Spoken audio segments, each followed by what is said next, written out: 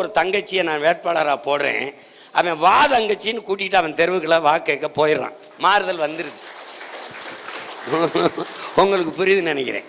படையாட்சியில் ஒரு தம்பியை நான் வேட்பாளராக போடுறேன், இங்கே ஒரு தம்பி மாவட்ட தலைமையில் இருக்கான், மாநில தலைமையில் இருக்கான், அவன் வாடா தம்பின்னு கூட்டிகிட்டு தெருவுக்குள்ள போயிடுறான். இங்கே தானாக சமநிலை உருவாகுது. உங்களால் நம்ப முடிகிறதா? நான் அதிகமாக 21 தேர்தலில் வாக்கு பெற்ற இடங்கள் ஆதி தமிழ் பிள்ளைகளுக்கு பொது தொகுதியில், குறிப்பாக பெண்களை நிறுத்திய இடங்களில் நாம் தமிழர் கட்சி அதிகப்படியான வாக்கை பெற்றிருக்கிறது என்றால் மாறுதல் மக்களுக்குள்ள வருது. இந்த தமிழ் தேசிய கிறிஸ்தவ பேரியக்கத்தை நான் ஒரு சின்னத்தை எடுத்துக்கிட்டு வரேன். அதில் பாருங்க, தந்தையார் செய்த தச்சு தொழிலையே தமையனும் செய்தாரே, தங்க உழவர்கள் உழுதிட கலப்பைகள் செய்து கொடுத்தாரே, இயேசு தங்க உழவர்கள் உழுதிட கலப்பைகள் செய்து கொடுத்தாரே. அவர் செய்து கொடுத்த கலப்பையை இந்த எளிய மகன் தோளில் சுமந்து கொண்டு சின்னமாக இந்த இடத்தில் வருகிறேன். இறைமகன் இயேசு சிலுவையை சுமந்தார் உலக மானுட சமூகத்தினுடைய பாவத்தை போக்க.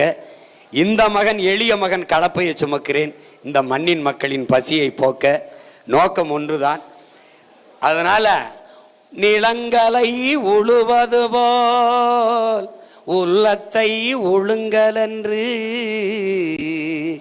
உலக பிதா சொன்னபோது, உழவர்கள் தொழிலாளர் ஊராரின் எண்ணமதில் இயேசு ஒன்றாக பதிந்து விட்டார். அதுதான் நிலத்தை உழுவது போல என் மக்களின் மனத்தை உழுக நான் ஒரு கலப்பையை கொண்டு வரேன். இந்த தீய எண்ணங்கள், இந்த அநீதிக்கு துணை போகிற, இந்த ஆட்சி முறைக்கு துணை போகிற இந்த எண்ணங்களை கைவிட்டு நல்ல அரசியல் மலர வேண்டும் என்கிற அந்த தூய எண்ணத்தோடு, அரசியல் புரிதலோடு, வரலாற்று தெளிவோடு என் இன சொந்தங்கள் கிளர்ந்து எழ வேண்டும். இந்த களம் நமக்கானது, தமிழ் தேசிய இனப்பிள்ளைகளின் களமானது. அதனால்தான் 2026 படைப்போம் புதிய அரசியல் வரலாறு என்ற முழக்கத்தை முன்வைக்கிறோம். உங்கள் பிள்ளைகள் எங்களை நம்பி நில்லுங்கள், நாங்கள் உங்களை நம்பி நிற்கிறோம், நீங்கள் நம்ப நிற்கிறோம், எங்களை கைவிட்டு விடாதீர்கள்.